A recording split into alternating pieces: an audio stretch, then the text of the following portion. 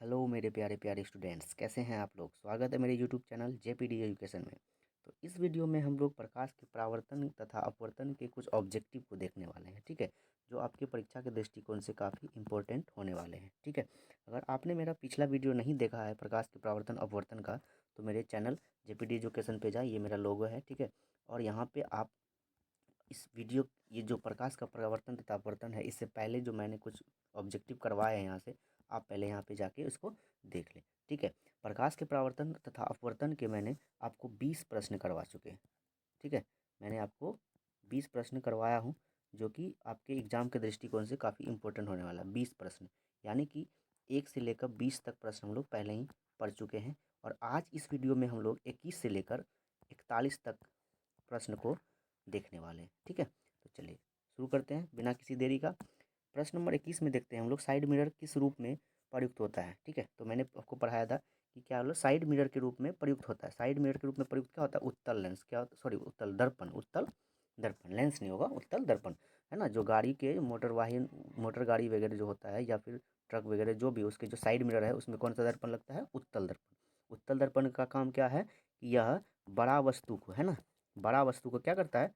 छोटा करता है। आप देखेंगे कि ट्रक वगैरह को छोटे से आईना में हम लोग देख लेते हैं। तो उत्तल दर्पण का काम क्या है कि बड़ा वस्तु को छोटा दिखाना, ठीक है। तो जो साइड मिरर है उसमें कौन सा दर्पण का यूज करेंगे हम लोग? उत्तल दर्पण का, ठीक है। अगला प्रश्न देखते हैं, एक अवतल दर्पण की फोकस दूरी 10 सेंटीमीटर है, तो उसकी वक्रता त्रिज्या होगी, तो उसका वक्रता त्रिज्या हो जाएगा 20 सेंटीमीटर, ठीक है। चलिए अगला प्रश्न, निर्गत किरण एक अभिलंब के बीच के कोण को कहते हैं, तो क्या कहते हैं? निर्गत कोण कहेंगे। निर्गत किरण एवं अभिलंब के बीच के कोण को क्या कहेंगे? तो निर्गत कोण कहेंगे, ठीक है। चलिए अगला प्रश्न हम लोग देखते हैं, सरल सूक्ष्मदर्शी में किसका उपयोग होता है? सरल सूक्ष्मदर्शी में क्या होता है? उत्तल दर्पण का। किसका उपयोग होता है? तो उत्तल दर्पण का उपयोग होता है, ठीक है। चलिए अगला प्रश्न देख लें, किस लेंस के द्वारा सिर्फ काल्पनिक प्रतिबिंब बनता है? तो काल्पनिक प्रतिबिंब किसमें बनता है? अवतल दर्पण, सॉरी अवतल लेंस में। किसमें? अवतल लेंस में। किस लेंस के द्वारा सिर्फ काल्पनिक प्रतिबिंब बनता है? तो अवतल लेंस के द्वारा, ठीक है। चलिए अगला प्रश्न देखते हैं, परावर्तन के नियम में निर्धारित होता है। परावर्तन के नियम में निर्धारित क्या होता है? तो परावर्तन कोण और बराबर क्या होगा? आपतन कोण। परावर्तन कोण बराबर क्या हो जाएगा? आपका आपतन कोण। ये हो जाएगा सही जवाब। चलिए अगला प्रश्न हम लोग देख लेते हैं, काल्पनिक प्रतिबिंब होता है, तो काल्पनिक प्रतिबिंब कैसा बनता है? वो सीधा बनता है, ठीक है।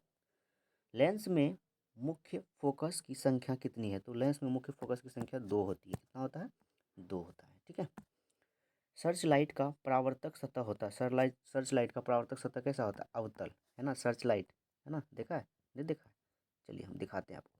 ये टॉर्च जो होता है ना, यानी कि इसी को सर्च लाइट, मतलब सर्च मतलब क्या होता है? खोजना, है ना, सर्च लाइट के रूप में। तो इसमें से जो प्रकाश निकलता है, जो इसका परावर्तक सतह होता है, वो कैसा होता है? अवतल होता है। तो यानी कि ये बड़ा कर देता है फोटो को। कैसा करता है?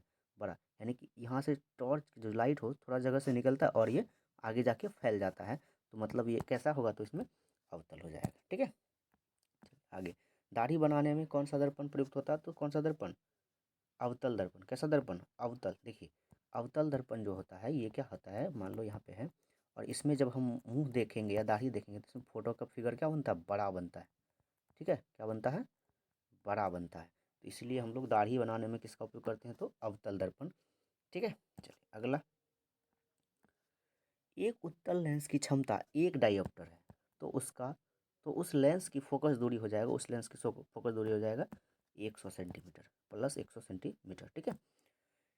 किसी गोलीय दर्पण तथा किसी पतले गोलीय लेंस दोनों की फोकस दूरियां -15 सेंटीमीटर है, तो दर्पण तथा लेंस संभवतः दोनों अवतल होगा। कौन होगा? दोनों अवतल हो जाएगा, ठीक है। चलिए अगला प्रश्न हम लोग देख लेते हैं, क्या है, प्रकाश के अपवर्तन के कितने नियम हैं? तो प्रकाश के अपवर्तन के 2 नियम हैं। कितने नियम? प्रकाश के अपवर्तन के 2 नियम होते हैं, ठीक है। चलिए अगला प्रश्न देख लेते हैं हम लोग। चलिए प्रकाश का अपवर्तन कितने नियम? तो 2 नियम है, हो गया ये।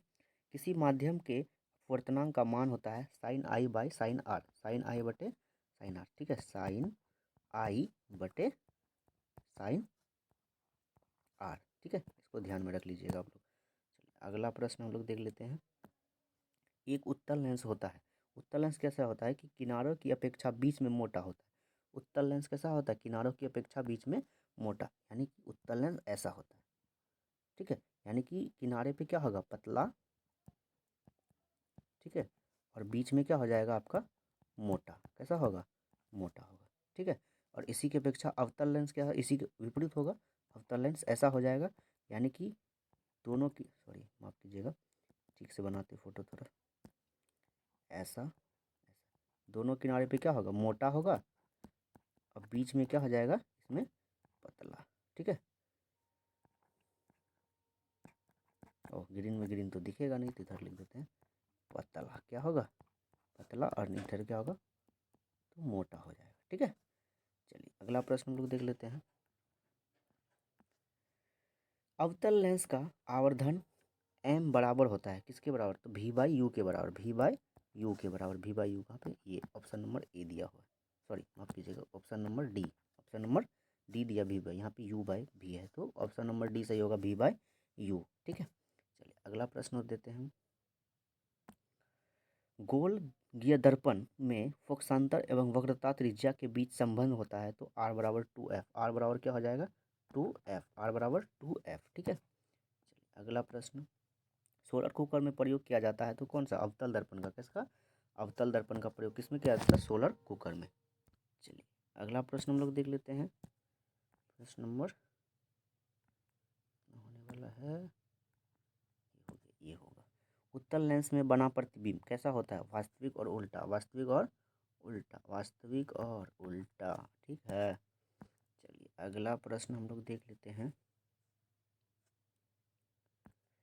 उत्तल लेंस में जब बिंब f और 2f के बीच रखा जाता है तब बना प्रतिबिंब होता है, तो बड़ा और वास्तविक, बड़ा और क्या हो जाएगा, वास्तविक, ऑप्शन नंबर ए, ठीक है।